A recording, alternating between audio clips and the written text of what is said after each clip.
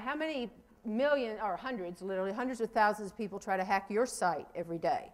Your IT people may or may not tell you, but it's a lot. If you're from a major company, it's a lot. And there's bad guys, and there's competitors, and there's kids, and there's people trying to get in. In the military, it's mostly probably bad guys trying to get in. So you're going to hear this afternoon from Dr. Ken Fritchie, who heads up Army Knowledge Online, AKO, about some of the things that they do to protect that. But let me just show you some of the risks here. And this, well, I'm not going to lead you on this one. This is a build. I'm going to thank Jim Lee for this. Jim, get out of your phone and pay attention in case I need to ask you.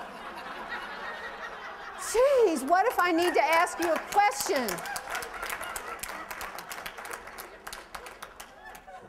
I don't know this stuff. You're our military guy. Jeez, Louise. Okay, so this slide, here's a guy whose name is Sir John Saar, and it's in Britain, and he was appointed head of MI6, right? Isn't that the intelligence unit? And that's supposed to be secret stuff.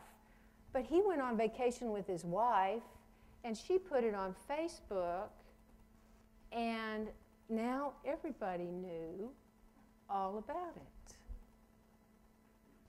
And he got outed. It was a problem. Now, the world didn't end, nobody died on that, but it's just an example, and it was one that was so visible that we know about it. Think of all the ones that we don't know about, right? This one is another one, again, thanks to Jim. This is just a shot of one of our carriers. Every time you take a picture, whether it's on your phone or with your camera, GPS information, especially if it's on your phone, GPS information is included in that. And that's a property of that picture, and when you post it in certain places, they will know where you have been and where you were. Now, it's great if you're looking out for your spouse or something like that. That's good stuff. But you may not want people to know where you've been. So there's a lot of things that the reason the Advanced Working Group in KM took these issues on is because while IT departments have been thinking about this stuff, and the police have been, and the military has been, a lot of KM people aren't thinking about these things. And I want you guys to be as savvy as everybody else about these issues so that you can speak to them. Now, having said that, this can scare you, and there's lots of other things that can scare you about security on the internet and scare you about Facebook, but we've just got to live with it. So I'm going to ask you where you are on this issue. Can social media and security peacefully coexist? And I want an honest answer here. I think this is an important question. Somebody in the yes category, speak up and tell me why you voted yes. A yes, give me a yes. I think it's a case of, as was mentioned before, it's going to happen anyway, so it's not really can they, it's how will we make it coexist. Yeah, tell folks. Sarah Lautenbach with Sutter Health starting on Monday.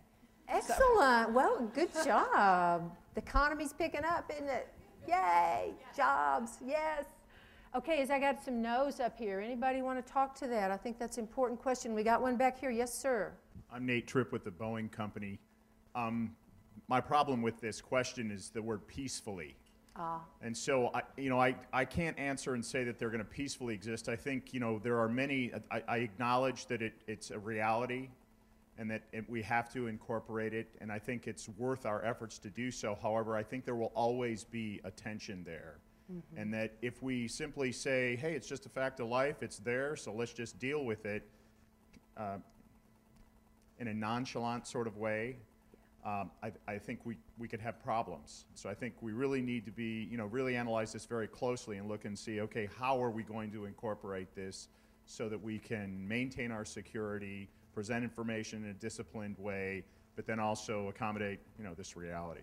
Absolutely. So I think there will always be challenges to a peaceful existence. Thank you. That's a great point. Nonchalant is probably not how we want to handle national security.